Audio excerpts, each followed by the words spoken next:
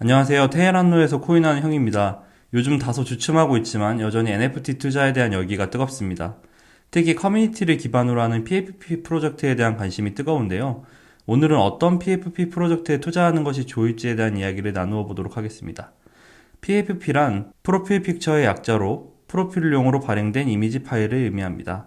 NFT 시장이 성장함에 따라서 PFP 프로젝트에 대한 관심이 고조되고 있고, 적게는 수백 개에서 많게는 1만 개 이미지를 기반으로 한 PFP 프로젝트가 만들어지고 있습니다. 이제는 너무나도 유명한 프로젝트가 됐죠. 크립토 펑크, BAYC, 아즈키, 쿨캐치 등등. 이미지 파일 한 개의 가격이 저렴한 것이 수백만 원에서 수억 원에 이르기까지 합니다. 그래서 많은 분들이 나도 PFP 프로젝트에 한번 투자해볼까 하는 생각을 가지고 계십니다. 그래서 오늘은 어떤 PFP 프로젝트에 투자하면 좋을까에 대한 영상을 준비해보았습니다. 물론 아래의 내용은 저의 개인적인 생각이고 사후적인 해석이라는 점 미리 말씀드리겠습니다. 첫째, 흥미로운 로드맵을 가지고 있는 PFP 프로젝트에 투자해라. 너무나도 당연한 말이지만 저는 프로젝트의 로드맵과 운영 계획이 PFP 프로젝트의 기본 중의 기본이라고 생각합니다. 이런 프로젝트에서 가장 성공한 BAYC의 경우 코인을 통해서 부자가 된 지루한 원숭이들이 요트클럽에서 모여 다양한 일을 한다는 세계관을 가지고 있는데요. BAYC가 성공할 수 있었던 가장 큰 요인 중 하나는 만 개의 원숭이들이 단순히 개인의 소작물에서 그친 것이 아니라는 점입니다.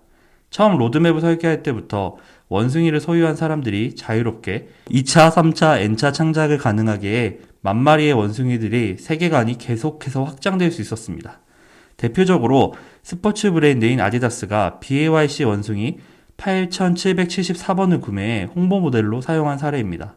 또한 비교적 비인기 원숭이였던 1798번을 구매한 홀더는 이 원숭이에게 젠킨스라는 이름을 부여하고 그가 유명 작가가 되는 컨셉을 만들어 실제 책 출판을 진행하고 있습니다. 이처럼 BAYC는 홀더들에게 과감하게 저작권을 넘기며 N차 창작을 활성화시키고 있고 자신들이 초기에 그렸던 로드맵을 충실히 실행하고 있습니다. 이런 재미있는 로드맵을 제시할 수 있는 PFP 프로젝트가 있다면 누구나 한 번쯤 투자해보셔도 좋을 것 같습니다. 둘째, PFP 프로젝트도 예술작품이기 때문에 작화의 퀄리티를 잘 살펴보자. 최대 NFT 거래 플랫폼인 오픈시에는 다양한 PFP 프로젝트들이 전시되어 있습니다. 이것들을 살펴보다 보면 상당히 많은 프로젝트들의 그림체와 디자인이 유사하다는 것을 알 수 있는데요. 그런데 아즈키라는 프로젝트를 보며 이건 뭔가 다른데 라는 느낌을 받게 됩니다. 상당히 동양적인 특징을 가지고 있는 작화라는 것을 알 수가 있는데요. 1만 개의 이미지들이 각각 상당히 매력적입니다. 실제로 아즈키는 이러한 독특한 그림체 덕분에 처음 등장했을 때 상당한 주목을 받게 되었습니다.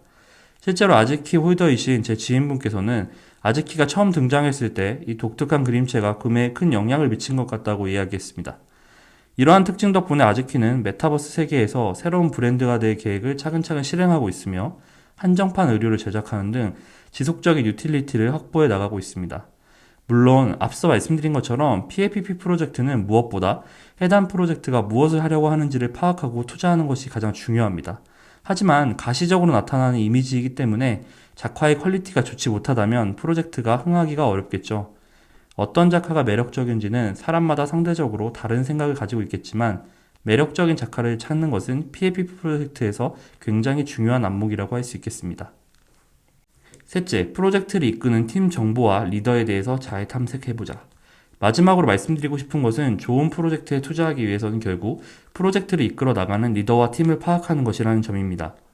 너무나도 당연한 말이겠지만 운영진에 대한 충분한 정보 획득 없이 무작정 프로젝트에 투자하시는 분들이 많습니다. 지난 1월에 퍼지 펭귄이라는 프로젝트에서 프로젝트를 만든 창립자 한 명인 코이테레움을 홀더들이 다오를 통해 쫓아내는 사상 초유의 사건이 있었습니다. 퍼지 펭귄은 작년인 2021년 7월에 시작되어 비교적 안정적인 성장세를 지니고 있었는데요.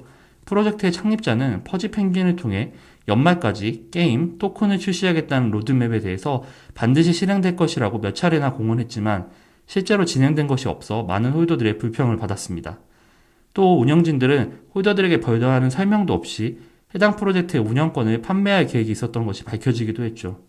이러한 내용 끝에 실제 퍼지 펭귄 프로젝트는 2022년 4월에 매각되었습니다. 이 과정에서 프로젝트에 대한 대외적인 평판도가 하락되었고 그 피해는 홀더들의 몫이 되었습니다. 물론 향후 퍼지 펭귄 프로젝트가 새로운 운영진을 만나 새로운 도약기를 마련하게 될지 모릅니다. 퍼지펀킨의 사례는 프로젝트를 투자할 때 운영진에 대한 정보를 파악하는 것이 얼마나 중요한지를 잘 보여준다고 할 수 있겠습니다. 오늘은 요즘 핫한 PAPP 프로젝트를 주제로 영상을 준비해 보았는데요. 어떤 프로젝트를 투자할 것인지에 대한 여러분들의 기준을 마련하시는데 이 영상이 조금이나마 도움이 되셨으면 좋겠습니다. NFT라는 기술을 통해서 새로운 커뮤니티, 새로운 경제 생태계가 열리고 있는 지금 저는 이 채널을 통해서 여러분들과 많은 정보를 공유하고 의견을 나누어 보고 싶습니다. 혹시 영상에서 다루었으면 하는 주제가 있다면 편하게 댓글을 남겨주세요. 다음에 또 다른 정보로 찾아오겠습니다. 테헤란로에서 사는 코인하는 형이었습니다. 좋아요, 구독, 알림 설정까지 부탁드립니다. 감사합니다.